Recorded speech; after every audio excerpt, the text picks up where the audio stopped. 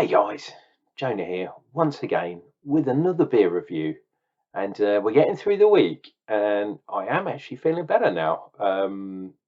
Yeah, I was feeling a bit bad from all this cancer treatment wrongness, but now let's get it on. We are back in the southwest. There we go, southwest beers, and this one is sounds good, but I'm not 100% sure. It's coffee and biscotti stout with the new the new Bristol beer factory. It's a coffee and biscotti stout, obviously. An array of pale and chocolate malts, oats and wheat, which is always good to have. And we are saying inspired by delicious pairing of coffee with biscotti biscuits. Stout is brewed with an array of dark malts, coffee beans from our new Bristol's good friends Extract Coffee Roasters, as authentic Italian biscotti biscuits. Oh, and biscuits. Jesus Christ, we've got biscuits and coffee in the actual beer itself. Ridiculous. And we have, if you look up here at the the kind of spider diagram, it looks like one of those beheaded fish type ones. And I seem to remember that means goodness. So let's take a look at the actual can itself. And while we're doing that, I might as well grab the glass as well.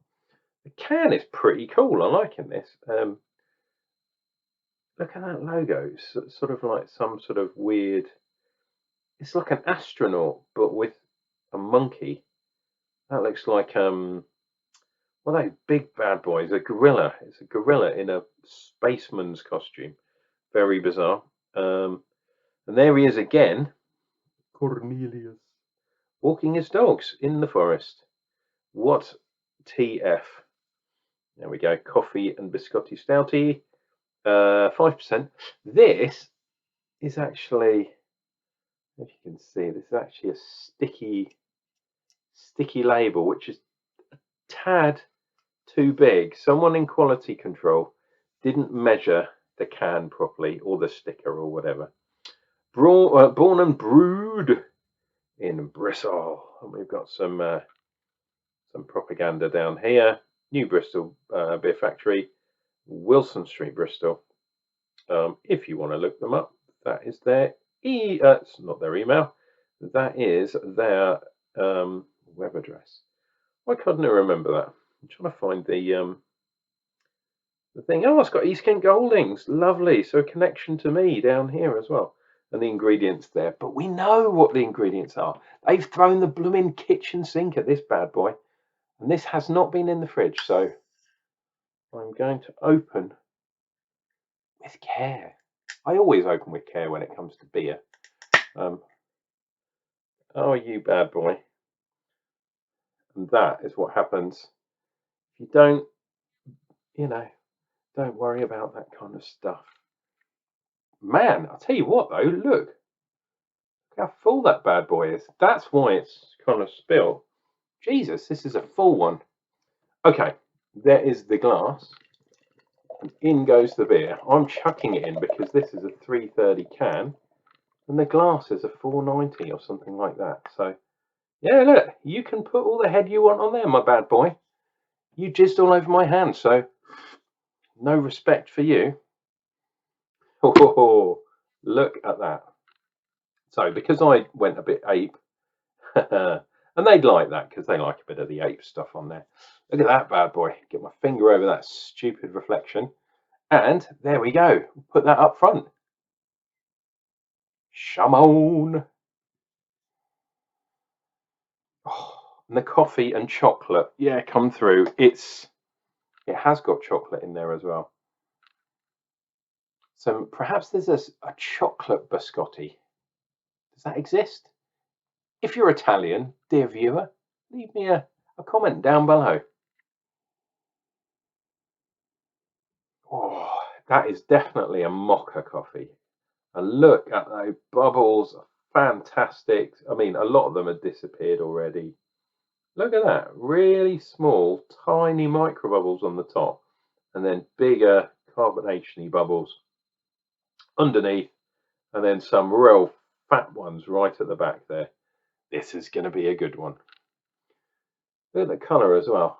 Looks proper dark to me. Proper black. And you know what they say? Once you go black, you can't go back. Cheers and beers, guys.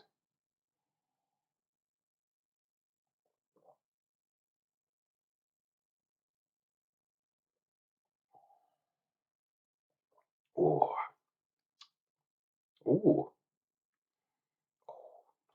So this is quite a sweet stout. I would not be surprised. It didn't mention lacto on there, but I would not be surprised if there's some lacto in there.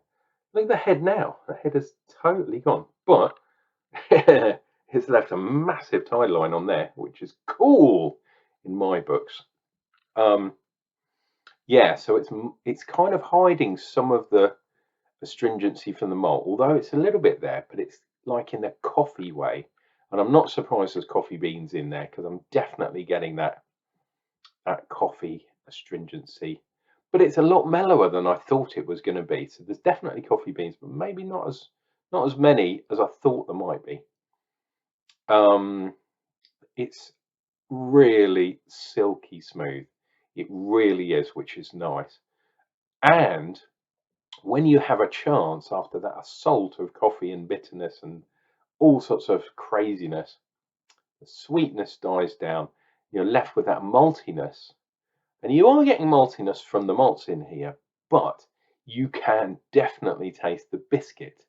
And it's different. I've had a lot of beers, and one of my real favourite malts, especially in dark beers, is biscuit malt. Just a wee bit, just a tiny bit, just to give it that kind of biscuity, nutty kind of thing going on. But this has got real biscuits in there. So, and I have had biscotti before, like proper Italian biscotti, but it kind of tastes, for those of you that are uninitiative, or uninitiated, I should say. Why do I always try and say these long words and then end up saying the wrong word entirely? I apologise, dear viewer. Rich tea biscuits, and I've had them since I was very young with my tea, because they're rich tea after all. It's not a digestive. This is definitely a rich tea type thing going on. Dive in for some more.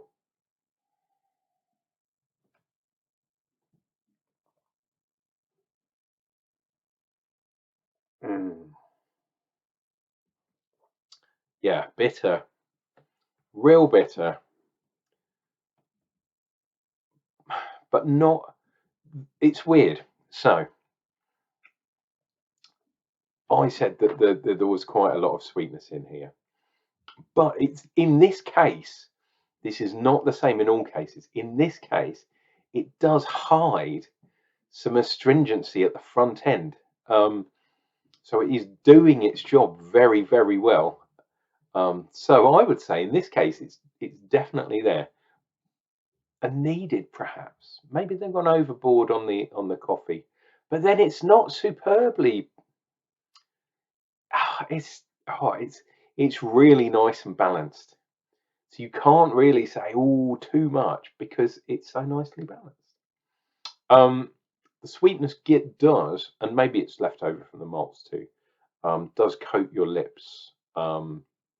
So if you're going to be doing any smooching with your other half after having one of these bad boys, yeah, you might want to think about having one of those mints that they leave even on the side of the table after you've finished. I do apologise, dear viewer. On the way home, I got a little bit waylaid. I had a couple of beers before I even got back to the house, and now I'm having this one. So what do I say? As a stout, if this was just a stout, just a pastry stout, I would say It's a little at 5% ABV. It's a little bit too low on the alcohol because sweet stouts tend to be higher. As a coffee stout, now we're getting into it.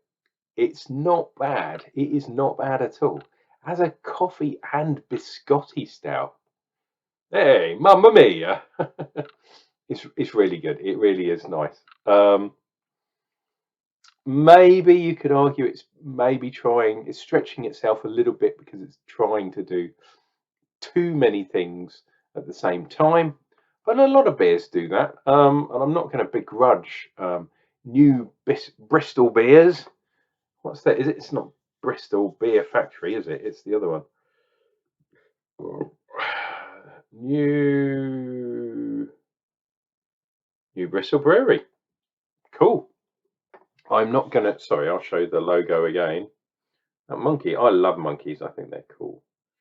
Went down to Monkey World, and that's cool. But yeah, I think that's really cool. Absolute fantastic. If you see one of these, definitely try it. Really good beer, and I would not be surprised if I see more beers from Bristol. And interestingly, there was a man from Bristol, or should I say from the West Country, up in these here parts on the east side. Yeah, Banksy was up here and left a mural in Margate, which I haven't actually gone to see. It was only yesterday that he did it, and the council started demolishing it like the day he did it, because TDC, you cannot trust them. You could not trust them to do anything in a brewery like this beer. You know what I'm saying?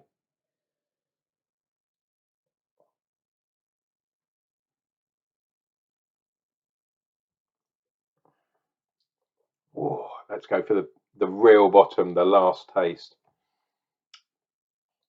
It is very smooth.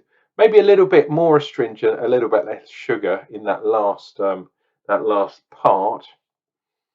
But this is a good beer. I reckon I'll give this reasonably high marks. We're talking at least a three and three quarter out of 5, possibly even a 4 out of 5, because it's maybe I'll say 4 out of 5 just because it's so unusual. And everything in there needs to be in there, should be in there. The only thing is, are they trying to do too many things in one go? But hey, I will leave that up to you, dear viewer. If you have enjoyed this this beer review, and I've enjoyed making it, why not think about clicking like? It really does make a difference to the channel. I know I always say this. And if you've stayed this long, you've obviously liked this review. So why not think about subscribing too? And if not, don't panic. It's not the end of the world. But I'll be back. I'm actually going out tomorrow with the Camera Beer guys, the campaign for Real Ale. Should you want to come along, we are in Ramsgate, in the Montefiore Arms. I think from about 7ish tomorrow. You want to come down and say hello if you're in the area. Fantastic. I'm also trying to organise a meetup with Kent Beer Reviews, Craig. I'm really trying to get hold of that damn man. He's really difficult to track down. Well, he's not difficult to track down, but he's difficult to get out on the piss, put it that way. But I am trying. So Craig, if you're watching this, maybe next week, fella, we'll definitely have to meet up. But yeah, until then, lots of different things in the offing. If you are drinking beer tonight, I salute you.